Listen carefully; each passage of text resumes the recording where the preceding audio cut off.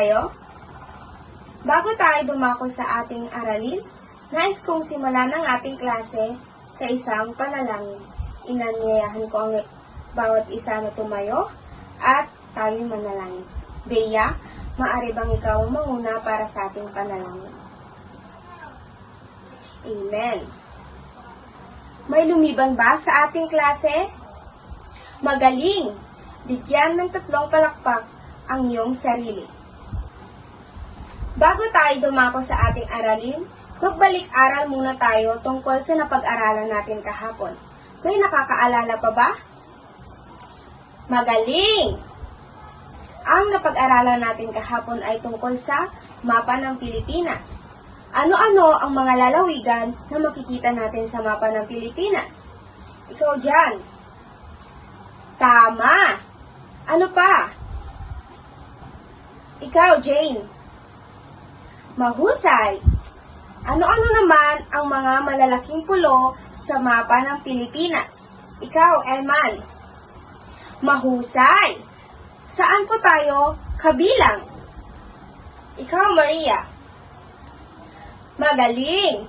Kabilang tayo sa Luzon. Magaling mga bata.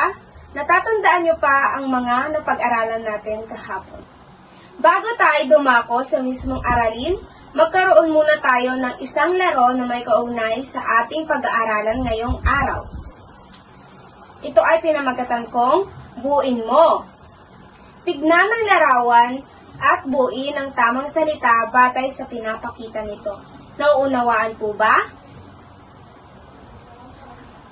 Magaling! Anong salita ang pinapakita sa unang larawan? Tama, ito ay Pangulo. Anong salita ang pinapakita sa ikalawang larawan? Ang sagot nito ay Pamahalaan. Tama. Ano ang pinapakita?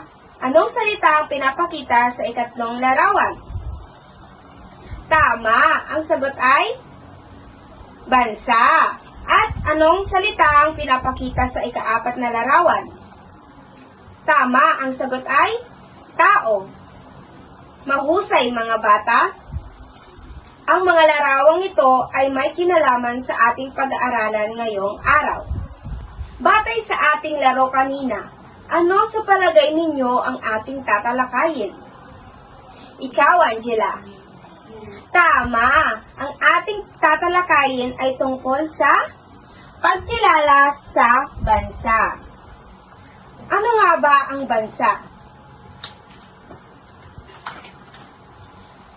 Ang bansa ay isang lugar o teritoryo na may naninirahang mga grupo ng mga tao na may magkakatulad na kulturang pinanggalingan kung kaya makikita ang isa o pare-parehong wika, pamana, relihiyon, at lahi. Kagaya na lamang ng Pilipinas. Ang Pilipinas ay isang uri ng bansa. Ang isang bansa ay maituturing na bansa kung ito ay bumubuo ng 4 na elemento ng pagkabansa. Ito ay ang tao, teritoryo, pamahalaan, at ganap na kalayaan o soberanya. Ngayon, ating talakayin ang 4 na elemento ng pagkabansa. Ano-ano nga ba ang mga 4 na elemento ng pagkabansa? Una na rito ay ang tao. Ito ay tumutukoy sa grupong naninirahan sa loob ng isang teritoryo na bumubuo ng populasyon ng bansa. Ang mga tao ay napaka-importanteng elemento upang masabi na ang Pilipinas ay isang bansa. Kung wala ito ay wala tayong nakatira dito sa Pilipinas ay hindi ito matatawag na isang bansa. Maliwanag po ba? Magaling! Ang ikalawang elemento ay ang teritoryo. Ito ay tumutukoy sa lawak ng lupain at katubigan kasama na ang himpapawid at kalawakan sa itaas nito. Ito rin ang tinitirahan ng mga tao at pinamumunuan ng pamahalaan. Ano ang iyong nakikita sa larawan? Tama! Ito ay ang mapa ng Pilipinas. Ang mapa ng Pilipinas ay binubuo ng 7,107 na mga pulo at ito ang nagpapatunay na ito ay may malawak na lupain at katubigan. Ito rin ang lupang tinatapakan ng mga tao kung saan tayo nakatira at ito ay pinamumunuhan ng pamahalaan. Maliwanag po ba? Magaling!